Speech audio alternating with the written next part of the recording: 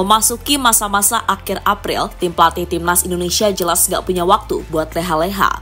Sebab di awal Juni nanti, tim Garuda akan memainkan laga super penting di GBK melawan Cina. Bahkan menurut sejumlah laporan, Coach Patrick sudah menyiapkan 30 pemain untuk melakukan pemusatan latihan yang akan berlangsung di Bali. Selain itu, tim pelatih dan PSSI juga masih memantau tipis-tipis calon pemain keturunan baru untuk bisa membela Panji Garuda bulan Juni mendatang. Melihat manuver senyap dilakukan oleh PSSI membuat Cina makin was-was kepada Timnas Indonesia. Karena bagaimanapun, pertandingan nanti jelas akan jauh lebih berbeda ketika Cina menang 2-1 pada leg pertama di Qingdao beberapa waktu yang lalu.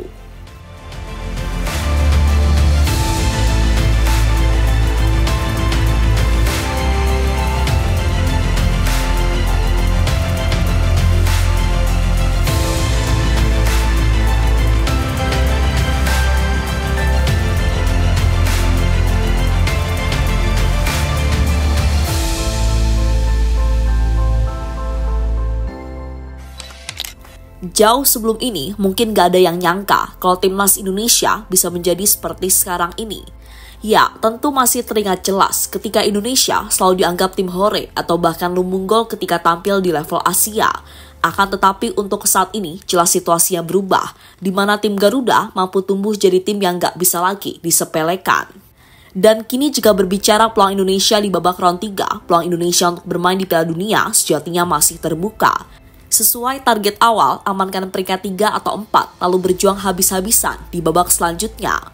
Ya, Indonesia saat ini berada di peringkat 4 dengan mengoleksi 9 poin dari 8 pertandingan. Jika melawan Cina bisa amankan 3 poin, maka sudah dapat dipastikan Indonesia bisa melanjutkan perjuangan mereka di babak round 4. Maka dari itu, melihat peluang yang ada saat ini, PSSI dan jajaran pelatih baru masih gencar mencari pemain-pemain keturunan baru yang berkiprah di Eropa. Seperti yang baru-baru ini terlihat, manakala Patrick Kluivert, Danny Lanzat, serta penasihat teknis Jordi Cruyff menonton langsung pertandingan Oxford United melawan Leeds. Nah, dalam masa itu, ada satu momen yang menarik atensi publik tanah air, di mana tampak jajaran pelatih timnas duduk tepat di atas Pascal Struijk yang absen lantaran cedera.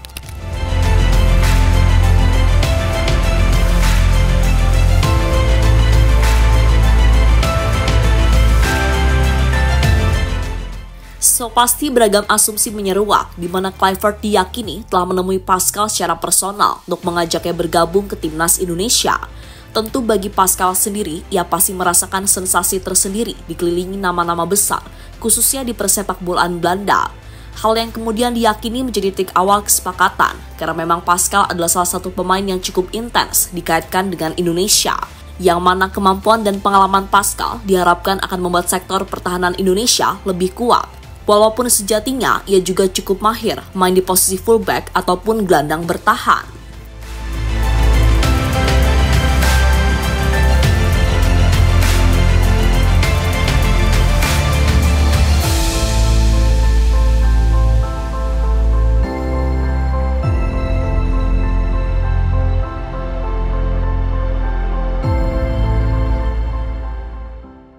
Lebih lanjut mengutip dari berbagai sumber, kalau Pascal sendiri memang menunjukkan atensi lebih ke Timnas Indonesia akhir-akhir ini. Selain soal tim pelatih yang diisi nama-nama besar, Pascal juga merasa skuad Timnas Indonesia yang sekarang sangatlah kompetitif, sehingga itu juga menjadi tantangan tersendiri baginya buat bersaing. Karena di jantung pertahanan, Indonesia punya pemain seperti Jai Itzas, Messil Gers, Justin Hubner, Rizky Ridho, hingga nantinya Elkan Bagot yang bersama Blackpool mampu tampil bagus. Tentu bagi Pascal ini adalah sesuatu yang menarik, sebab meskipun level Indonesia belum setara dengan timnas Belanda, tapi ya tadi, komposisi skuad Indonesia juga bisa dibilang oke gitu loh, untuk bersaing di level Asia baik di masa sekarang ataupun masa-masa selanjutnya.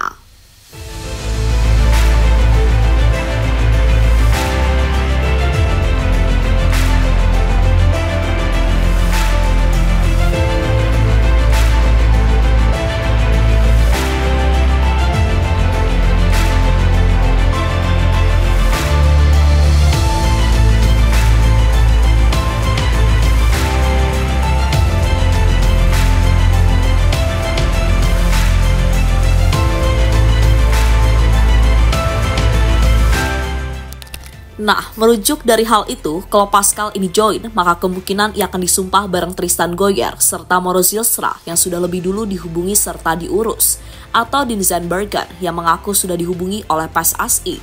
Sesuatu yang kemudian membuat media-media Cina merasa kalau ucapan Perik terkait naturalisasi baru hanyalah sebuah gimmick semata.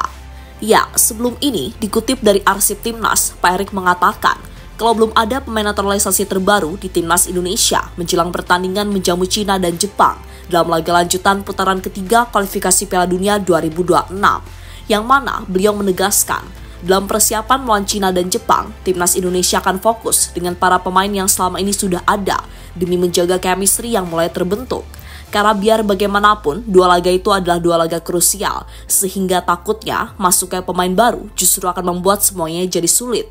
Sehingga kalaupun ada pemain baru, itu bisa digunakan sebagai tambahan amunisi andai Indonesia bertarung di round 4. Belum ada, kita fokus pemain naturalisasi yang sudah ada. Kita fokus kepada bulan Juni dengan tim yang ada. Saat ini seperti itu sih, ucap Pak Erik.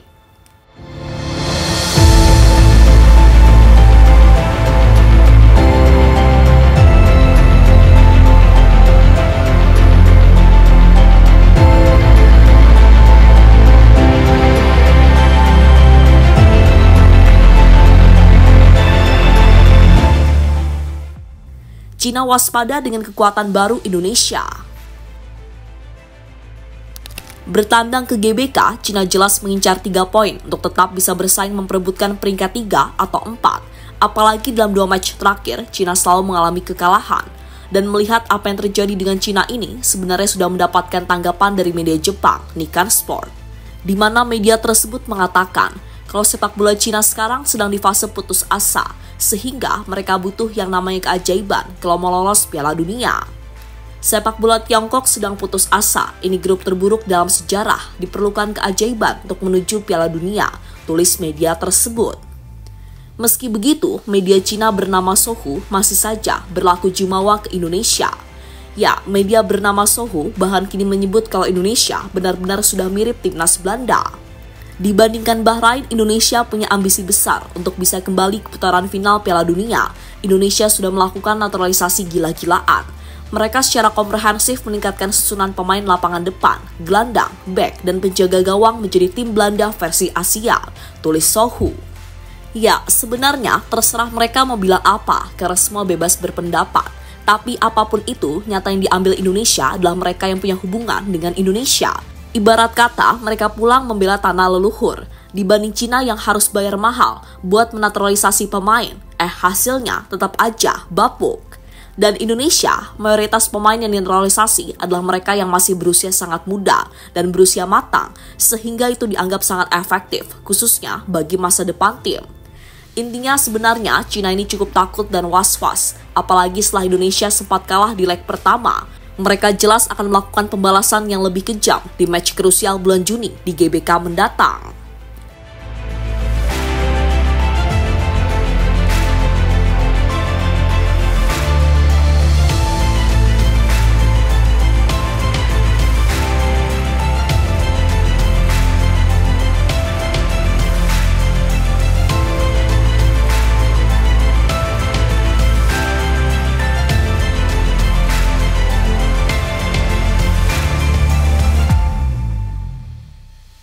Mereka selalu punya kejutan setiap FIFA Matchday. Sementara itu, dengan perkembangan pesat yang dialami Indonesia dalam beberapa tahun kebelakang, kini sejumlah negara-negara di kawasan Asia mulai risau dengan kekuatan Indonesia yang sudah mulai mendekati level mereka, terutama jika melihat dalam beberapa pertandingan timnas Indonesia akhir-akhir ini. Kualitas mereka semakin meningkat, terutama sejak kedatangan sejumlah pemain keturunan yang berkarir di Liga Top Eropa, seperti Tom Haye, Jai Itzas, Mads Hilgers, Kelvin Verdonk, Martin Pas, dan juga Kevin Dix.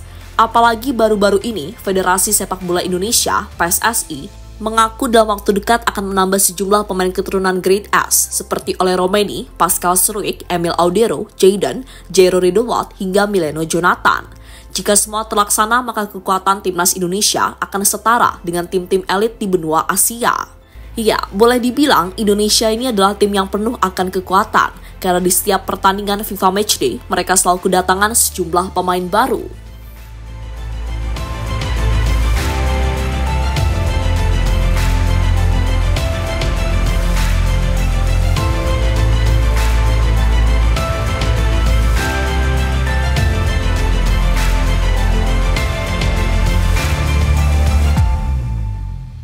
Dan terlepas dari apapun, semoga Patrick Kluivert bisa membawa timnas Garuda terbang lebih jauh lagi. Karena jika melihat peluang yang ada, kok eman-eman rasanya kalau nggak di all in sekalian.